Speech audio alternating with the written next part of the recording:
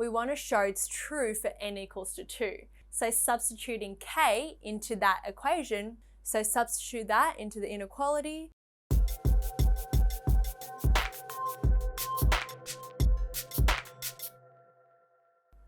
So in question 4, we want to prove that 3 to the power of n is greater or equal to 2n plus 5. So be careful here, it's greater or equal to, right? For n is greater than 1 by mathematical induction. In step 1, we want to show it's true for n equals to 2. I know it's going to be n equals to 2 because n has to be greater than 1 and it must also be an integer, so the next integer along is 2. So substituting 2 into the left-hand side, we have 3 to the power of 2, that equals to 9. With the right-hand side, 2 times 2 is 4, 4 plus 5 equals to 9. So we've shown here that the left-hand side equals to the right-hand side. And luckily for us, what we're trying to prove is left-hand side is greater or equal to the right-hand side. So we have shown that. So therefore, the statement is true for n equals to 2. Okay, step 2, our assumption that it is true for n equals to k. So substituting k into that equation, we have that is 3 to the power of k is greater or equal to 2k plus 5. Now we want to show in step 3 that it is true for n equals to k plus 1. So substitute that into the inequality, that is 3 to the power of k plus 1. This becomes 2 times k plus 1 plus 5. So we want to show that this left-hand side is greater or equal to this side. Now let's start off by using the assumption. So instead of starting off with the left-hand side, what we're doing is we're using the assumption first.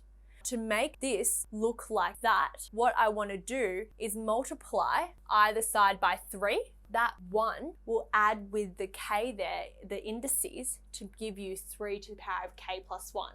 And this will just be 3 times 2k plus 5. So can you see how I've made the assumption look like step 3, k plus 1 now? Now I just need to expand that, and that just becomes 6k plus 15. Now I'm going to go back up to our inequality in step 3, and I want to work more on the right-hand side. So like the previous question, sometimes you need to work from both sides and then make it equal each other or greater than. Expanding that, this becomes 2k plus 2 plus 5, which equals to 2k plus 7. So this is what I substitute into here. 2k and 6k, 2 is definitely less than 6.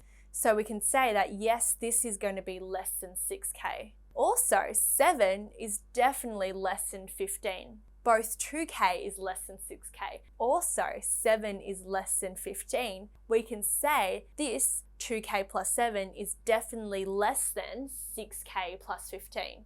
We know that the 2k plus 7 is what we got from the right-hand side here. So we can just write that as what the right-hand side looks like. So can you see how this is exactly the same as that? So what we've shown here is from 3 to the power of k plus 1, the left-hand side, that's going to be greater than the right-hand side. So we can make the assumption, therefore, that is that 3 to the power of k plus 1 is greater than 2 times k plus 1 plus 5, and that's true for n equals to k plus 1. Now the important point is I can only say this is true for greater than and not equal to. And why is that? Well, that's because having a look at what we have here, we can say that yes, this is greater than that, but 6k plus 15 looks nothing like 2k plus 7, so we can't say it equals to that. So we can only prove it for half of that essentially. We can only prove it's greater than. So where are we going to get the equal to from? Luckily for us, in step 1, we proved that the left-hand side equal to the right-hand side. So by combining step 1 and step 3, we can make the formal conclusion that therefore 3 to the power of n is greater than from step 3 or equal to from step 1 2n plus 5, and that's true for n is greater than 1. We've started using an assumption first in step 3, and like I said before, that's a really good way to start if sometimes you just really don't know what to do.